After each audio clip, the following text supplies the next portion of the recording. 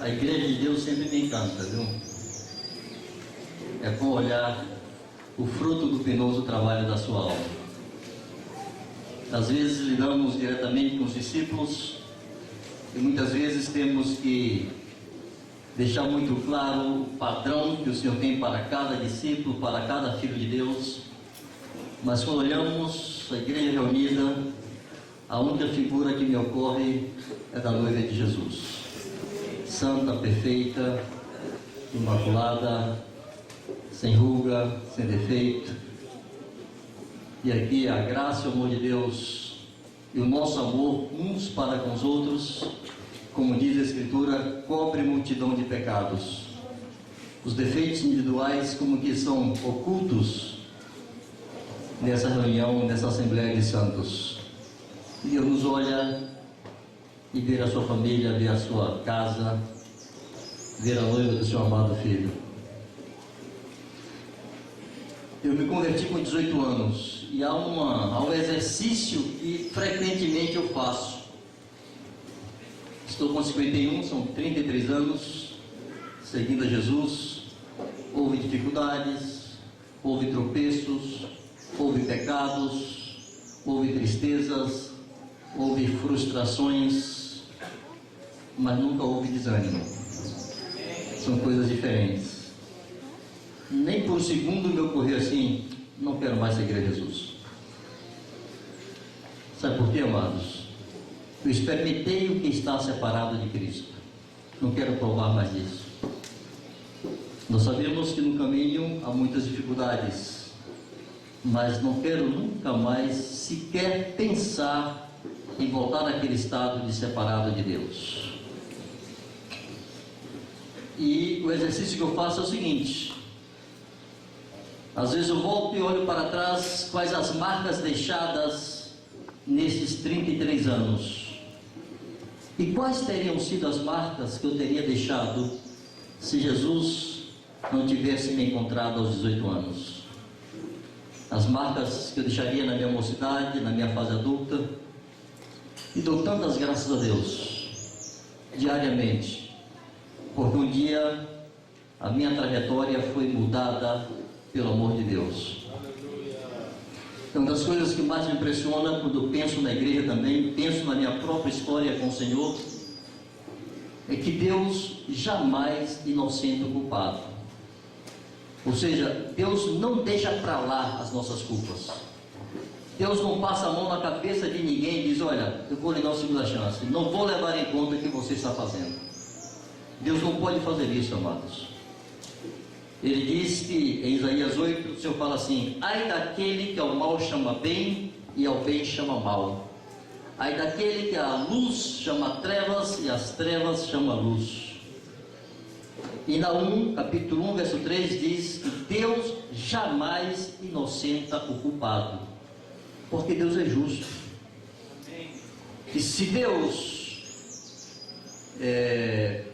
não pune o pecado, se Deus inocenta o culpado, Deus se torna perverso, Deus se torna injusto, e Ele não pode ser.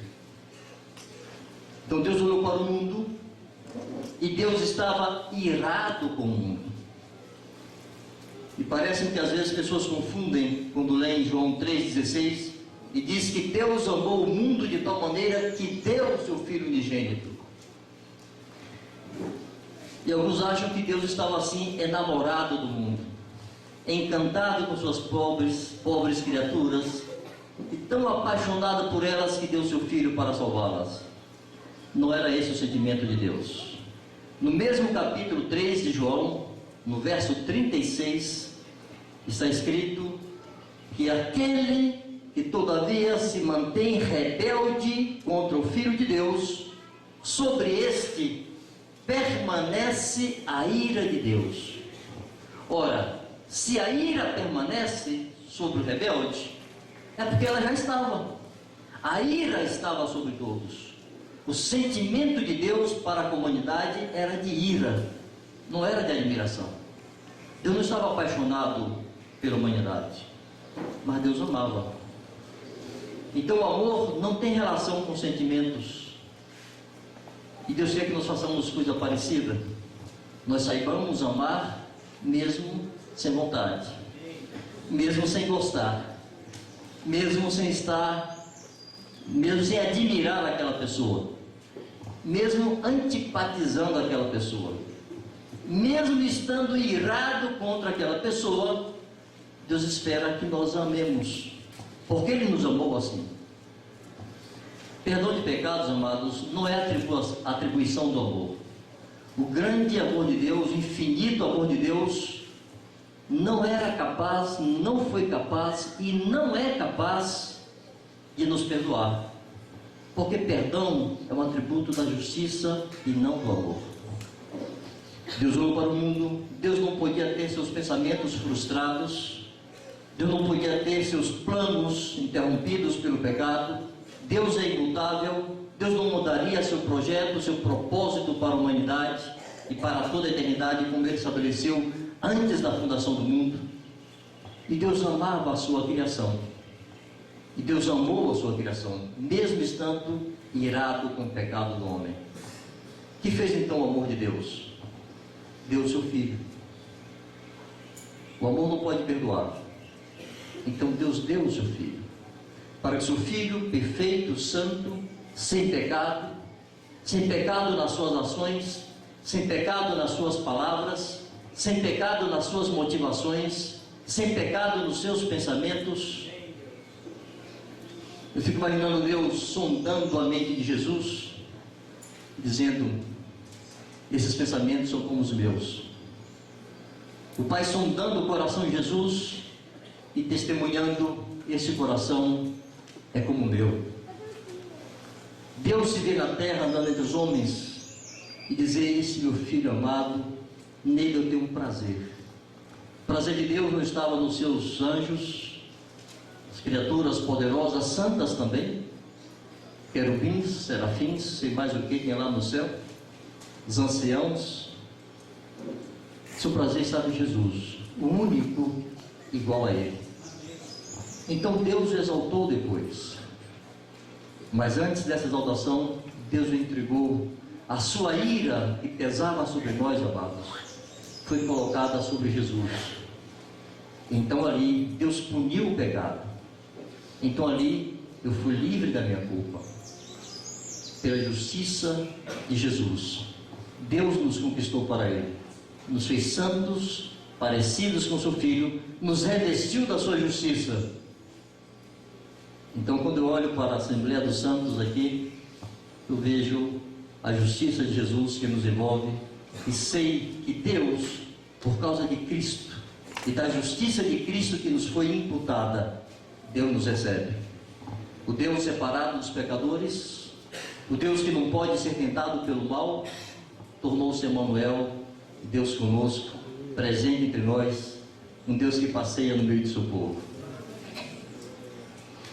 E, amados, esse Deus perfeito, santo, a quem tememos, uma das coisas que me faz temer a Deus é saber que, para não voltar atrás de seu propósito, Ele deu o seu Filho. Deus não manipula seus princípios, Deus não negocia seus princípios, Deus não deixa a sua palavra para trás, Ele vela sobre ela para cumprir. E se Deus queria uma família, Deus iria conquistá-la, ainda que o preço fosse o seu Filho, fosse Ele mesmo, porque Deus estava em Cristo, reconciliando o mundo consigo mesmo. Então, amados, quando lemos na Escritura que Deus quer uma família de filhos iguais a Jesus, eu tomo a sério. Deus quer isto. Quando eu leio na Escritura que Deus nos fez seus cooperadores, eu creio nisto. Que Deus nos chama para juntos com Ele cumprirmos o seu propósito, eu creio nisto. E quero que isso encha meu coração e minha mente a cada dia, e seja o motor dos meus dias, seja o motivo, seja o combustível, seja a direção de tudo aquilo que eu tenho que fazer. Porque Deus, quando Ele diz, é exatamente aquilo que Ele quer dizer. Então recebo com ações de graça, com alegria e com temor, de que Deus quis que eu fosse seu cooperador, que Deus quis que cada um de nós aqui fôssemos seus cooperadores. Com isso em mente, é importante pensarmos, como Deus quer então que nós façamos? Deus quer edificar uma casa para Ele, uma casa espiritual, que é a igreja. Onde está essa planta? Como se edifica essa casa? Nós queremos conversar um pouco sobre isso hoje. Salmo capítulo 11, verso 3.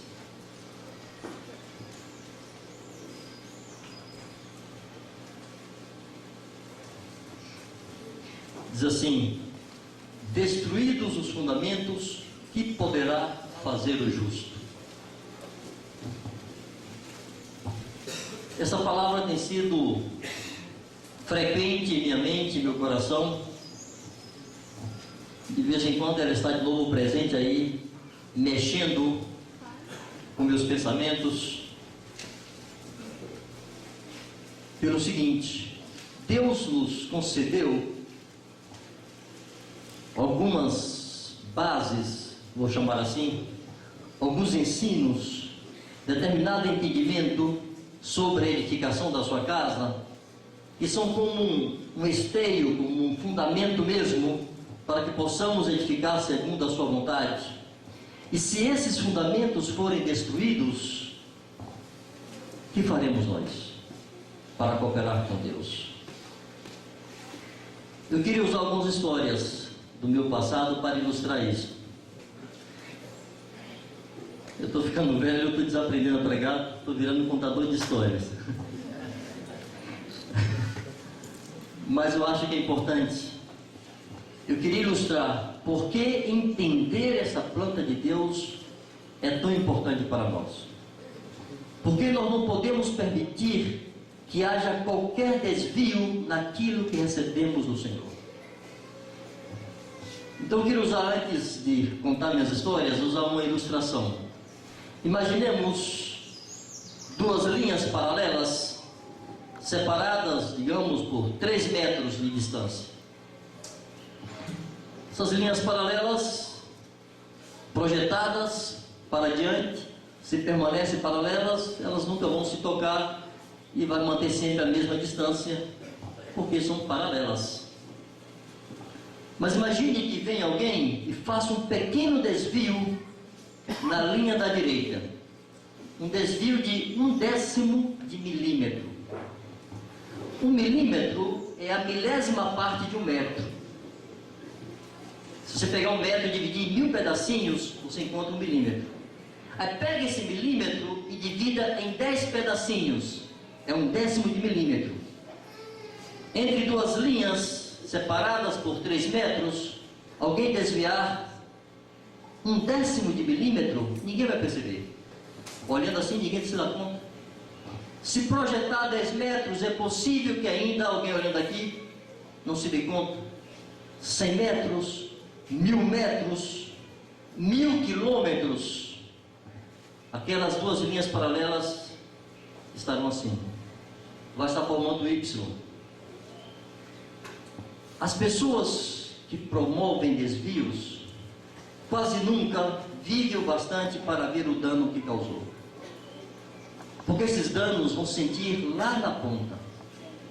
As gerações futuras vão colher o fruto doloroso daquele desvio. E quando eu digo que eu estou ficando velho, então uma das minhas preocupações é garantir que essa linha não se desvie, por amor aos nossos filhos e netos, para que daqui a 20 anos eles não tenham que redescobrir esses mesmos princípios, não tenham que sofrer a dor de resgatar verdades que por séculos ficaram ocultas e que Deus nos últimos anos ha trazido à luz para o bem da sua casa e para a glória do seu nome. E Deus nos fez, amados, a todos nós, fiéis depositários da sua graça e do conhecimento da sua vontade. Então nós somos responsáveis. Nós somos apenas pessoas que receberam Jesus pela fé e agora vão para o céu. Não somos apenas herdeiros da vida eterna. Nós somos cooperadores com Deus na edificação da sua casa, no estabelecimento da sua glória na vida dos homens. Então nós temos que zelar por estes princípios, porque se eles forem destruídos, se esses fundamentos se perderem, o que poderemos fazer? Vamos às nossas histórias. Muitos anos atrás, eu estava recém-casado, 20 e poucos anos, eu já tenho 30 anos de casado, conversando com um dos pastores na congregação da qual eu fazia parte. Ele estava muito triste, chorando. Ele me disse: Vanjo, eu estou trabalhando muito e não estou produzindo nada. Eu entendi a frustração daquele homem. Eu o conhecia. Era um homem sério, um homem santo, que servia a Deus na inteireza do seu coração, zeloso pelo nome de Deus, zeloso pela casa de Deus, mas lhe faltavam os recursos para fazer valer na igreja a vontade de Deus. Os fundamentos daquela congregação estavam destruídos. Que podia fazer aquele justo se não chorar? Eu o compreendia, porque eu vivia o mesmo sentimento. Eu me lembro que quando eu me converti, eu tinha 18 anos, menos de um ano depois da minha conversão, já com 19 anos, me colocaram como presidente da mocidade. Alguns aqui entendem essa linguagem, outros certamente que não, graças a Deus, mas alguns que entendem. O tal presidente da mocidade era um líder de jovens, e tinha um mandato de um ano. Ele tinha um ano para presidir aquela mocidade, para liderar aqueles jovens. E eu estava com muito fogo para querer cooperar com Deus. Minha conversão tinha sido muito marcante. Eu achava que todo mundo tinha tido a mesma experiência. Eu queria, porque queria enfiar no coração daqueles jovens aquilo que estava no meu coração. Eu estava estagiando. O primeiro salário que eu recebi, eu comprei todo de livros. Todo. Acho que até o dízimo foi aí. Livros bons, que até hoje são bons. Seu destino é a cruz, seu destino é o trono, mais que um carpinteiro, a mente renovada, queremos ver a Jesus, a senda do Calvário, enchei-vos agora, o discípulo verdadeiro. E eu saí distribuindo para aqueles jovens esses livros. No meio do meu mandato, eu vi que a coisa não estava funcionando. E como diz o baiano lá, apelei para a ignorância. Apelou, perdeu.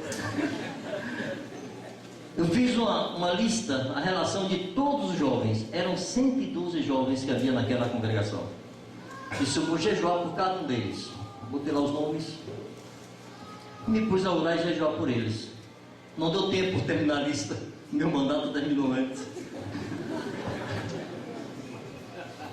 Mas ao final desse mandato, eu estava na casa da minha sogra, chorando no ombro da minha noiva. E Gina me perguntou: meu bem, por que você está chorando? Eu disse: amor, você não percebe? Eles são os mesmos.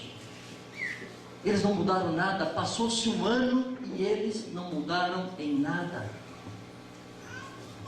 Aquela sensação de impotência, de que você não consegue comunicar o que Deus quer, não consegue fazer valer a vontade de Deus. Mais ou menos o que aconteceu com Ezequiel, eu não me lembro com exatidão onde está esse texto, mas o Senhor disse para Ezequiel e aquele povo, aqui, Ezequiel 33: eis que tu és para eles como quem canta canções de amor, que tem voz suave e tange bem, porque ouve as tuas palavras, mas não as põe por obra. Ezequiel 33, verso 32. Essa era a sensação. Boas pregações, boas palavras, o povo se encantava, suspirava e não praticava. Era como quem ouve belas canções. faltavam, amados, os fundamentos que possibilitariam edificar a casa de Deus segundo a vontade de Deus. É importante lembrar essas coisas para demonstrar que zelo é indispensável, mas não é suficiente. Não nos basta ter zelo pela obra de Deus. Não nos basta querer agradar a Deus. Eu conheci muitos homens que terminaram a sua carreira frustrados, homens zelosos, mulheres zelosas, e no fim de suas vidas olhavam para trás e não sabiam o que tinham construído. Zelo sem entendimento do que Deus quer e de como Deus quer que seja feita a sua obra. Não sei quantos sabem, eu ouvi anos atrás, e Billy Graham, eu não sei também quantos dessa nova geração já ouviu falar de Billy Graham, um evangelista famosíssimo americano, que na década de 60 e 70 botava fogo no mundo, fazia grandes cruzadas pelo mundo todo, foi convidado por mais de um dos presidentes americanos para ser conselheiro da presidência, e recusou. Um homem sério, um homem de Deus, mas depois de muitos anos, de algumas décadas, com esse estilo de ministério, de fazer cruzadas e pregar para multidões, ele foi fazer um levantamento e descobriu que apenas 2% dos seus convertidos permaneciam nas igrejas por onde ele passou. Agora imagina a frustração desse homem, já chegando aos 80 anos, descobrir que de todas aquelas multidões que se convertiam nas suas cruzadas, 2% daquelas pessoas permaneciam. Onde está o problema? Faltava unção ao Billy Graham? Faltava zelo? A mim parece que não. Para mim havia um equívoco com respeito à planta que Deus estabeleceu para edificar a igreja. Me lembro ainda dos meus idos de recém-casado.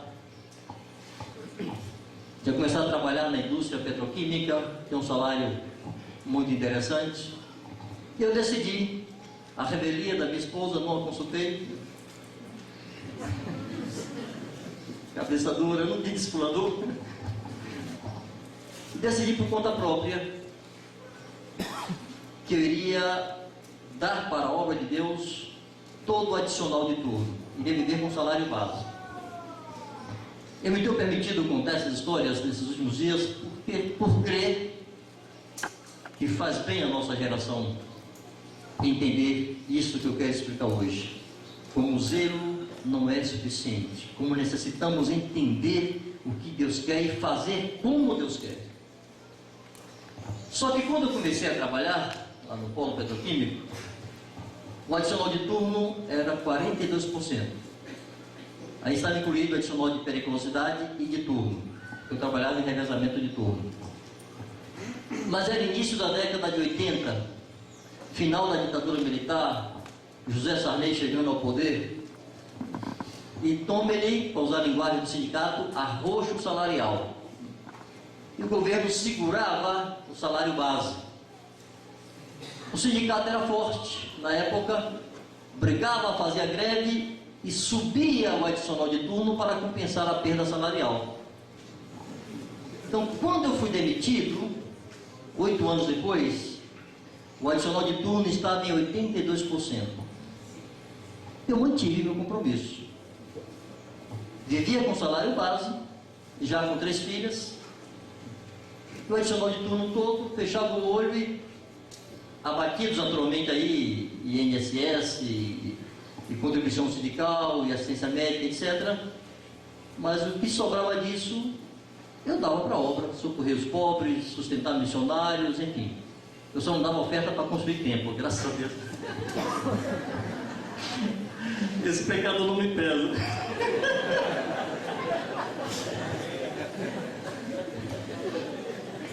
Mas para tudo mais eu dava oferta.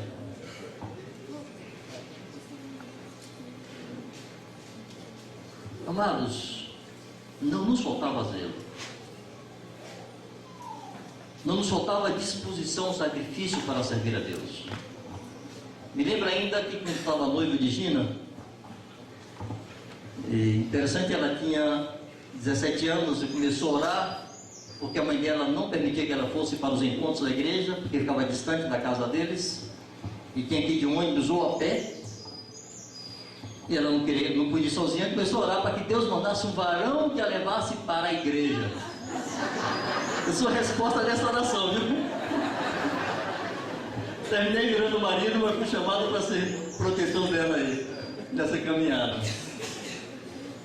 Pois bem, qual era o nosso ritmo? Ela tinha 17 anos, eu tinha 18 anos. Eu vinha do estágio, saltava na casa da sogra, tomava aquela sopinha de estrelinha e nós íamos andando para o encontro.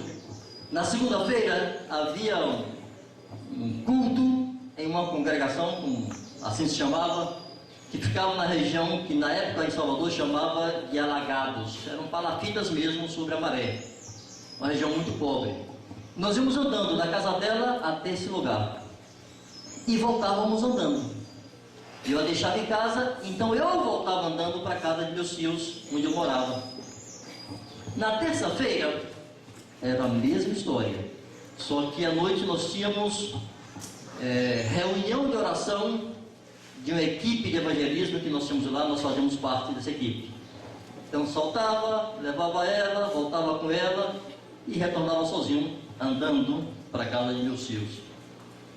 Na quarta-feira era culto de estudo bíblico, mesma história. Na quinta-feira era um culto evangelístico em outra congregação. Na sexta-feira era o culto da bênção no templo lá principal, era o culto de poder.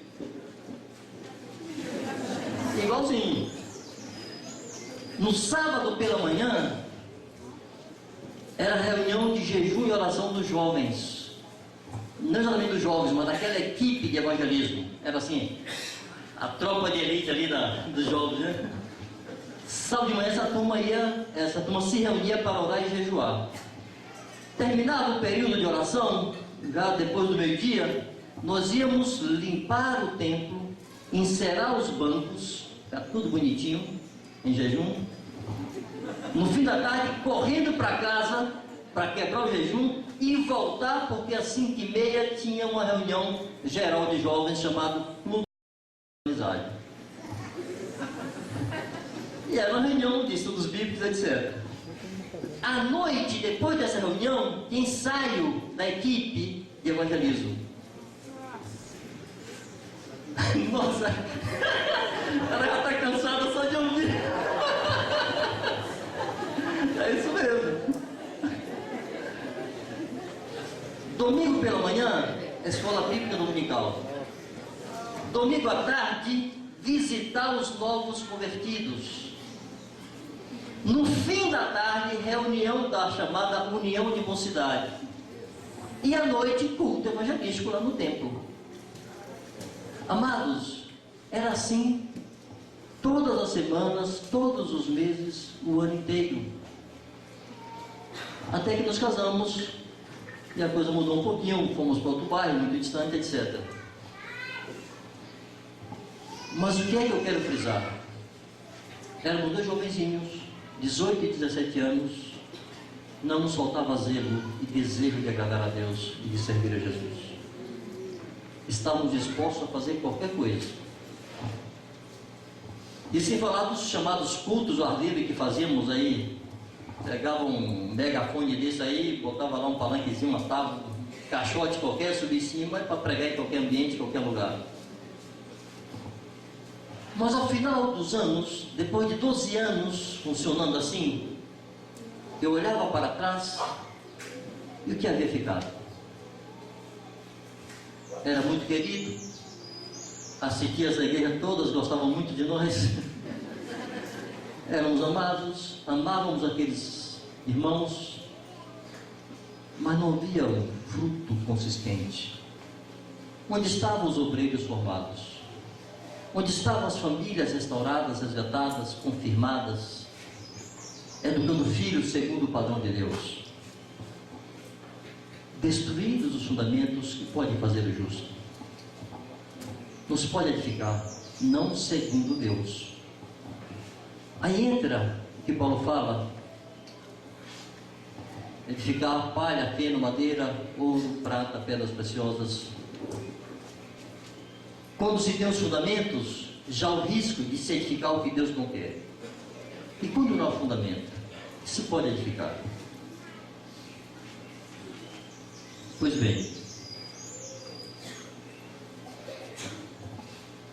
me lembro que quando comecei a reunir com os irmãos lá em Salvador, fui a um retiro de discipuladores, e o Marcos estava pregando sobre a diferença entre a obra de massificação e a obra de relacionamentos. E ele usou a figura da edificação do tabernáculo e a edificação da igreja. Ele dizia assim: Deus chamou Moisés para construir um tabernáculo que seria a casa de Deus, uma figura daquilo que Deus gostaria que fôssemos, a figura da igreja, a habitação de Deus. E ele destacava que Moisés não era um qualquer. Moisés estava sendo educado em toda a ciência do Egito. Moisés seria faraó em algum momento da sua vida. Era filho da filha de faraó. Era visto assim, era neto de faraó. Então Moisés não lhe faltava entendimento e conhecimento de geometria, de matemática, de astronomia, do que fosse. Possivelmente ele conhecia aqueles projetos de construção de pirâmides, etc. Moisés poderia dizer para o Senhor: Senhor, chá comigo, eu resolvo isso aí. Construir uma casa para ti, eu vou fazer aquele palácio. Mas Deus não queria. Deus queria um tabernáculo segundo a sua vontade. Chamou Moisés ao cume do monte. E se vocês pegarem lá o livro de Êxodo e o livro de Levítico, vão ver quantos detalhes Deus diz para Moisés. Chega a ser uma leitura enfadonha de tudo que é detalhezinho o Senhor deu para Moisés, sobre as argolas, sobre os varais, sobre as cortinas, sobre as tintas, tudo. Se a laçada era para a direita, se era para a esquerda, as cores, detalhe por detalhe escrito, Moisés tomando nota. Mas ao final, Deus não estava contente que Moisés tivesse anotado tudo detalhadamente. Deus mostrou para Moisés uma maquete prontinha lá. Então Moisés olhava para a relação dos objetos, dos materiais, e para a descrição de como deveriam ser armados, olhava para a maquete, conferia. Ele tinha não apenas uma lista, mas ele tinha uma memória visual daquilo que Deus queria. Porque se na hora de construir, algum carpinteiro, algum pintor, algum costureiro, porque eram profissionais naquelas áreas, quisesse discutir com Moisés e dizer que não estava certa a laçada para a direita, que o melhor era para a esquerda, Moisés pode dizer assim: a maquete que eu vi lá no monte era para a direita, então faz conforme está na maquete. E Deus disse para ele: faz conforme tudo o que eu te mostrei no monte. Moisés não tinha autorização para mudar aquela planta. Mas amados, o que aconteceu com aquele tabernáculo? Que fim levou aquela lona? Porque era uma grande tenda. Talvez para a turma de hoje pensar em um circo, algo parecido. Eram tendas armadas. Não se tem notícia daquilo. Podem fazer muitas especulações, mas o mais provável é que aquilo tenha se perdido em algum momento, depois que o povo entrou na terra de Canaã. Pode ter perdido aquele tabernáculo. Depois que se fez o templo de Salomão, então já não se precisava daquilo e ficou para trás. Ora, se para fazer uma tenda que não passava de uma simbologia do que Deus queria para o futuro, Deus foi tão detalhista, tão cuidadoso, de dar uma lista precisa do que tinha que se usar, de descrever como queria que se fizesse aquilo e ainda mostrar uma maquete já armada. E a casa de Deus, a habitação verdadeira de Deus em Espírito, que salta para a eternidade, está escrito lá em Coríntios, será o tabernáculo de Deus com os homens, Deus será tudo em todos, está lá em Apocalipse. Deus deixaria a edificação da sua casa ao gosto de cada um? Ou Deus tem uma planta? Deus nos deixou sem luz sobre isso? Deixou para que cada um edificasse segundo a sua inspiração e criatividade e capacidade inventiva? Ou Deus nos deu uma planta? Amados, Deus nos deu uma planta descrita e Deus nos deu uma maquete. Quando olhamos para Atos, é a maquete de Deus. Aquela igreja ali é uma maquete de como Deus quer que sejamos e que edifiquemos. E a pergunta é: podemos deixar de fazer assim? Mas ao risco de deixarmos de fazer?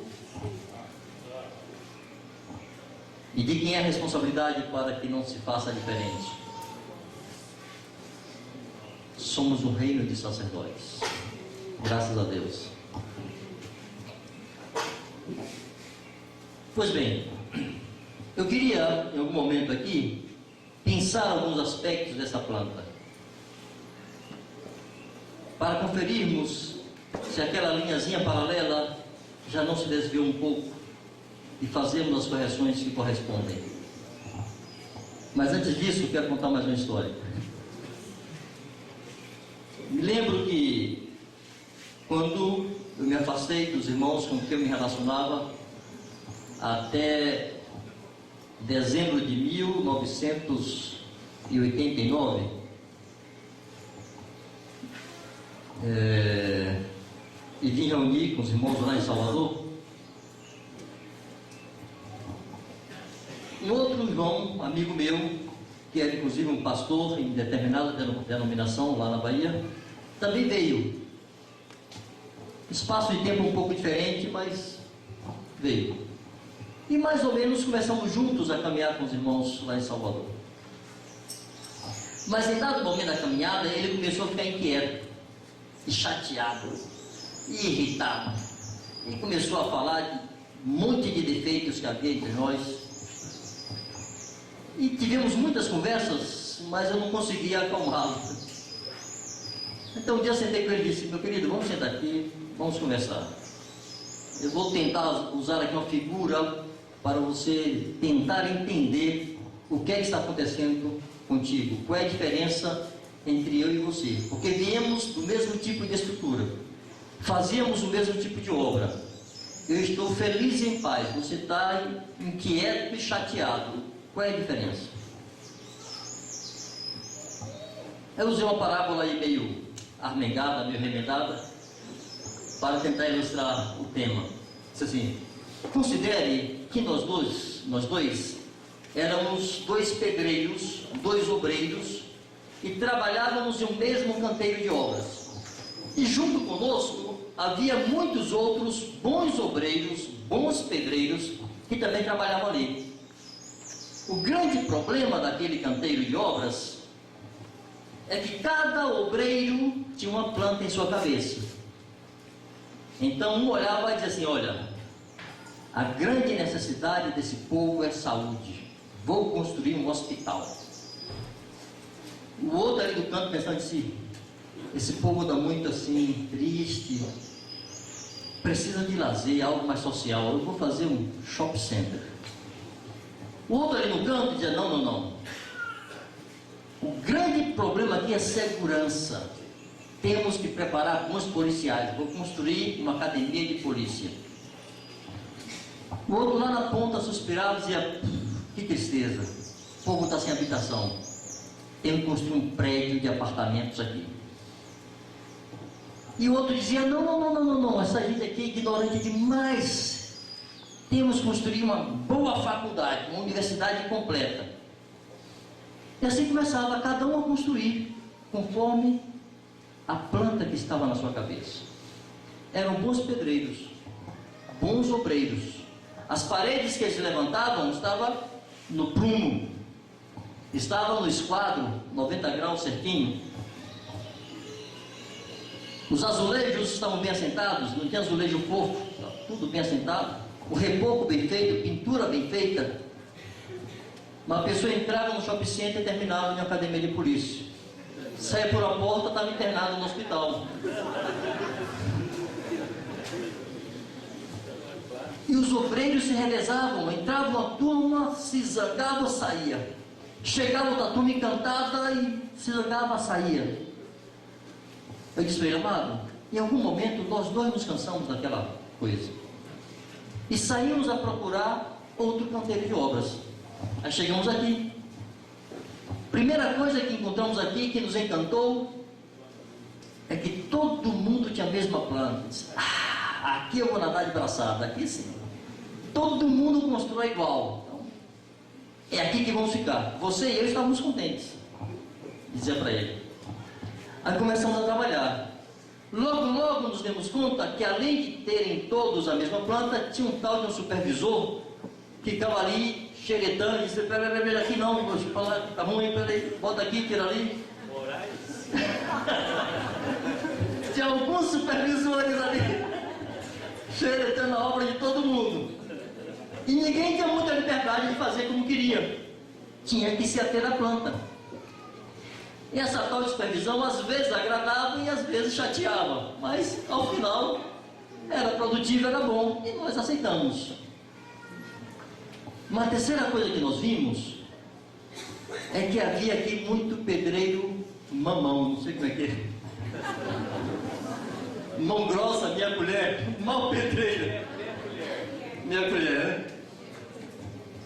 Que fazia uma parede assim, fora de prumo, fora de esquadro, azulejo mal assentado, reboco mal desempolado, pintura mal feita.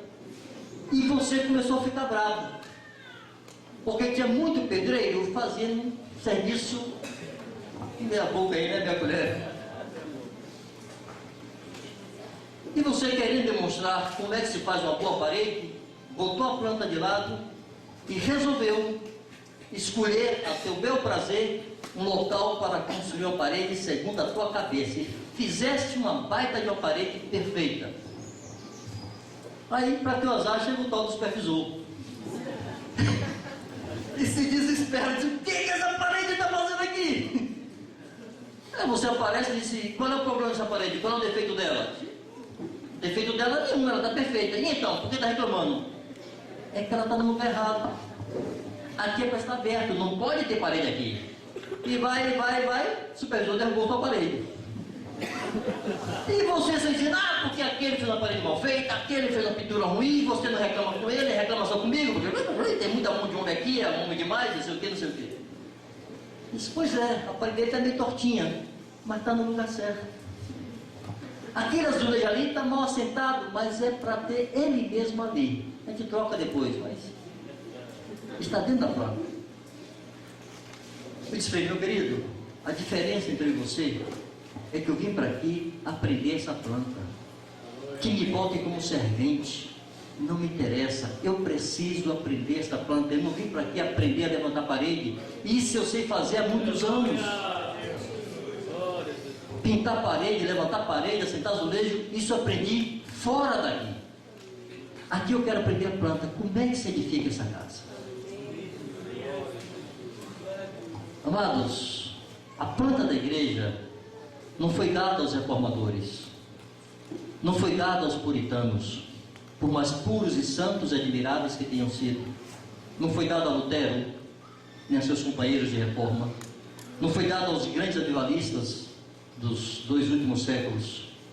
A planta da igreja foi dada aos apóstolos.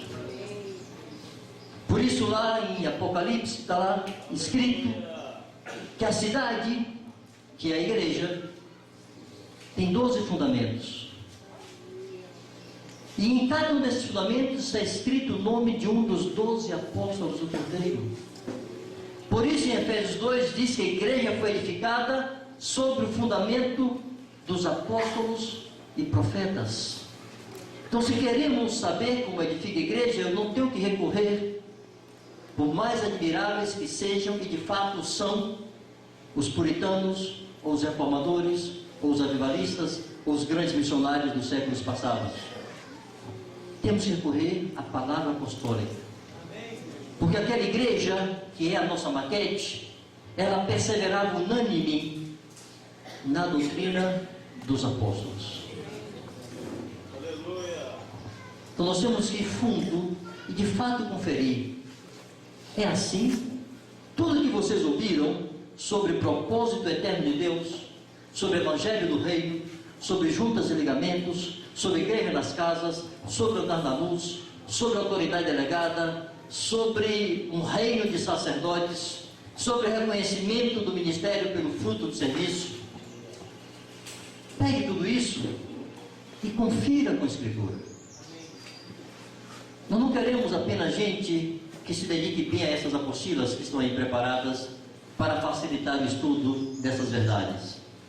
Queremos gente que confira com a Escritura se de fato as coisas são assim. Porque essa conferência com a Escritura que vai te produzir convicção, revelação de Deus, e você vai entender que não foi chamado por presbitério nenhum, você foi chamado por Cristo. Ele te conferiu uma vocação, Ele te elegeu para ser santo e irrepreensível, e Ele te vocacionou para dar fruto, e um fruto que permanece. Mas você não terá essa convicção, e você não vai perseverar nessas verdades, se você não conferir com a Escritura. Amados, nenhum dos pastores de vocês tem medo que vocês confiram as Escrituras. Por favor, confiram, questionem, esquadrinem. Eu fiz isso. Aqui vai mais umas 2 histórias. Eu conheci muitos irmãos que vieram de contexto cristão, evangélico, e estar conosco. E alguns, ao chegarem, porque estavam tão desencantados com a Escritura e com as experiências que tiveram lá, pegaram tudo que tinham e jogaram fora. Graças a Deus, eu encontrei na minha chegada um homem chamado Benito. E uma das primeiras conversas que nós tivemos, o Benito me disse: Vanja, é o seguinte, não vá jogar fora a criança com água suja. A mãe dá um banho no bebê, aquela água está suja. A mãe tira o bebê e joga fora só a água suja. E alguns esquecem de tirar o bebê e joga fora o que é descartável com o que é precioso. Ele disse: deixa tudo aí, não bota nada fora. Ele disse: tá bom. Era como se o meu almoxarifado estivesse desarrumado. E o Benito, principalmente ele no início, foi me ajudando a botar ordem nessas prateleiras. Isso aqui bota aqui, isso aqui tira lá. Isso aqui não presta, joga fora. Isso aqui tá bom, deixa aqui em lugar fácil de pegar. Sabe por quê, amados? Graça, dom de Deus, não depende de estrutura. Deus concede a qualquer um, em qualquer lugar, como lhe apraz. Existem homens sinceros, cheios de graça de Deus, com manifestações genuínas de poder e dons de Deus. E por outro lado, isso não os impede de estar edificando errado. Mas essa figura de Benito me ajudou a não descartar coisas legítimas e verdadeiras que Deus me havia concedido lá naquela velha estrutura. Conversando com um outro obreiro que veio estar conosco também, eu usei essa figura de Benito e usei mais uma, porque me parecia que era o que tinha que ser destacado naquela conversa. Disse assim: imagina que você estava abrindo uma estrada e estava usando maquinário pesado, tratores, caçambas, retroescavadeiras, estava, como diz o baiano, botando para quebrar. Aí chega um gaiato, encosta em você e diz: olha, tá mal aí, viu? Como assim tá mal? Claro, essa estrada aqui vai dar em nada, você está construindo na direção errada, é melhor você parar. E para, não para, você aí está se metendo no meu serviço, eu estou aqui fazendo uma grande obra, abrindo estrada e tal e tal. Eu disse: pois é, mas está errado, não é por aí não, a estrada é para lá. É, não é, se vinha ver. chamou ele. Lá na frente tem um despenhadeiro enorme e a estrada ia dar em lugar nenhum. Então eu dizia para ele, você então disse assim, rapaz, muito obrigado, que bom que você me abriu os olhos para demonstrar que essa estrada está fora de lugar. Onde é mesmo a estrada que tem que ser aberta? Para lá, sim. Muito obrigado, meu Deus te abençoe, viu? Aí você deixa lá, tua caçamba, teu trator, tua reta escavadeira, pega um carrinho de mão, bota uma palha picareta dentro e vai tentar cooperar com a abertura daquela estrada. Deus não está te tirando as ferramentas que Ele te deu de dom, de graça, de unção. Deus está te ensinando uma planta. O que Deus quer destacar, que Deus quer demonstrar para a igreja de hoje, é que Ele tem uma planta. E tudo aquilo que Deus nos conferiu de dom, graça, unção, para o serviço, pode ser usado nessa planta. Então, não permitamos que sofismas e enganos diversos nos roubem a potência que Deus conferiu para servir a Ele abundantemente dentro do seu propósito, dentro da planta que Ele estabeleceu. Só temos que conferir. Estamos dentro da planta? Amados, são 15 para meio-dia. O almoço sai 1h. Vocês querem ter um intervalozinho de 15 minutos? Aguenta mais 1 hora aqui? Para ir ao banheiro, tomar água, etc.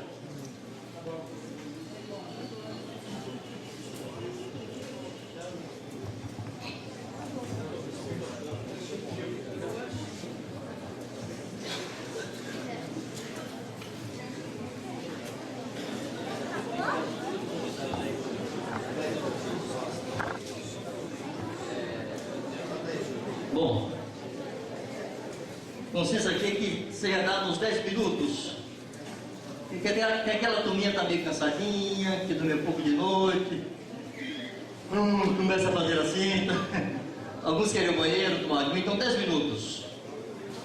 No máximo 15, estarmos aqui sentadinhos outra vez.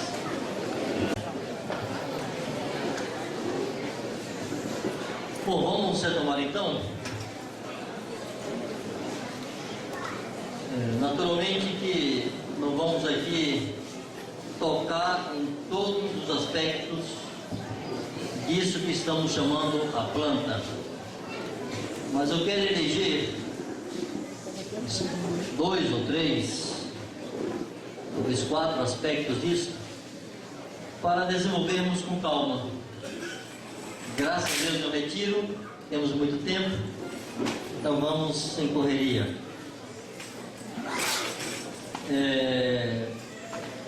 Eu tenho falado muito disso recentemente, porque depois de 30 anos de obra,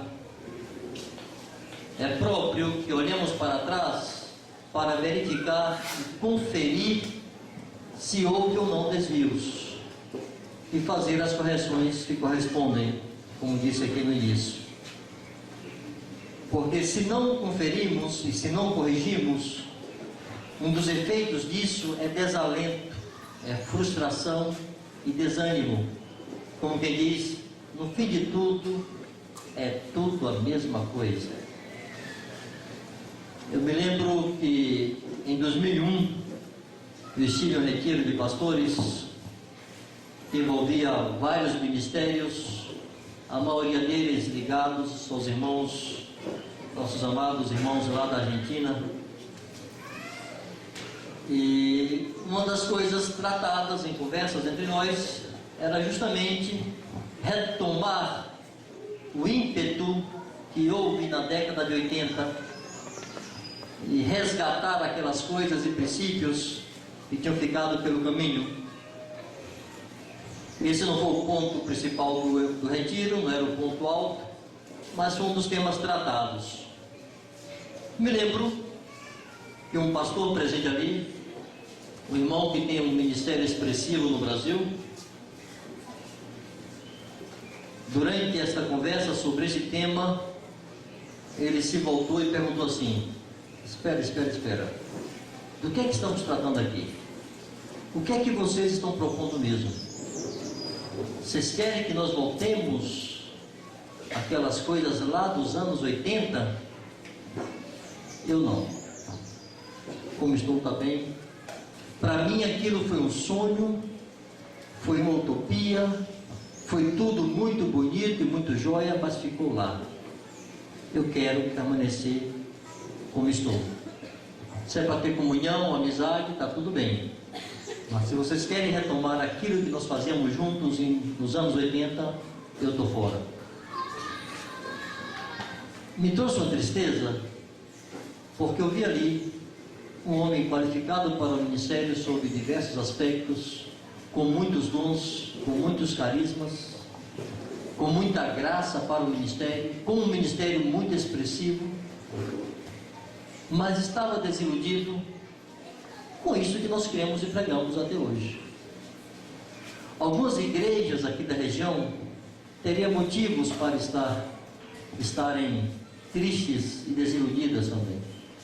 Conversava esses dias com o Diego, com o Gilberto, ouvindo as histórias aqui dos anos 80, dos anos 90, das lutas, tristezas.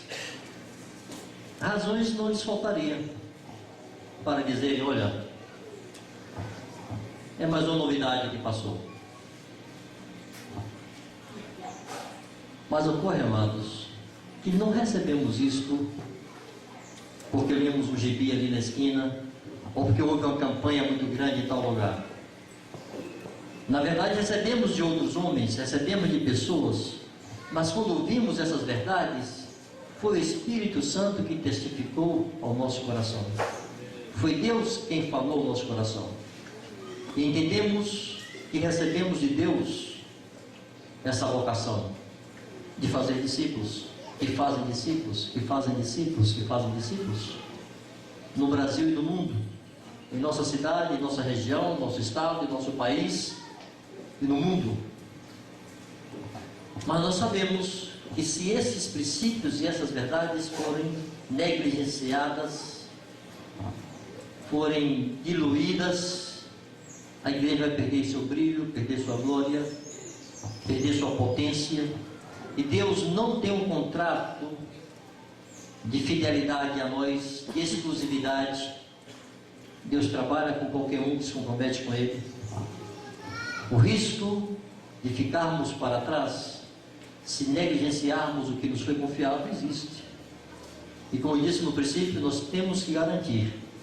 Estou tentando fazer a minha tarefa principal, garantir que essa atual geração de jovens receba com a mesma potência, com a mesma força a revelação que nós tivemos, a convicção e entendimento que tivemos, para que possam passar as nossas atuais crianças, quando um dia forem jovens, exatamente o que receberam. Porque eu creio, amados, é minha esperança, que nossos pequeninos vão compor aquela igreja gloriosa, sem mácula, que vai enfrentar o iníquo, que vai conviver com os últimos dias, que vai receber o Senhor glorioso que virá nas nuvens para buscar-nos. Não sei se vou estar vivo, mas nossos netos e filhos certamente estarão ali.